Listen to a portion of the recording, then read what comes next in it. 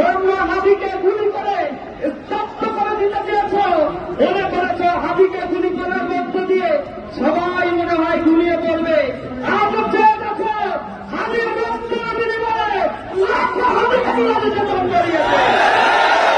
তারা বাংলাদেশের প্রত্যন্ত অঞ্চলে জেগে আছে, তারা বিপ্লবের অবসান হাতে নিয়ে স্বাধীনতার বিরুদ্ধে কথা বলবে।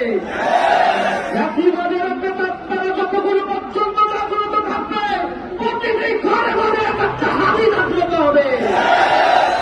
আমরা দীপ্তকণ্ঠে বলতে চাই, হাবির হত্যাকারীদের এখনো পর্যন্ত গ্রেপ্তার করার ক্ষেত্রে পরগণাকে অর্জন করেছে। অনতি বিলম্বে এই আইন শৃঙ্খলার মধ্যে নিয়োজিত বাহিনীদেরকে আমরা হুঁশিয়ারি দিয়ে বলতে চাই, হাবির হত্যাকাণ্ডের বিচার এবং দোষীদের অতি দ্রুত শাস্তির আওতায় আনতে হবে।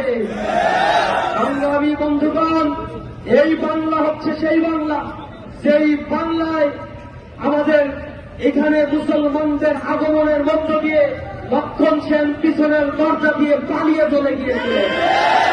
আমাদেরকে যারা তাদের অধীনস্থ করতে চেয়েছিল, সেই আধিপত্যবাদ, সেই গণহত্যাকারীদেরকে আমরা বিতাড়িত করেছি।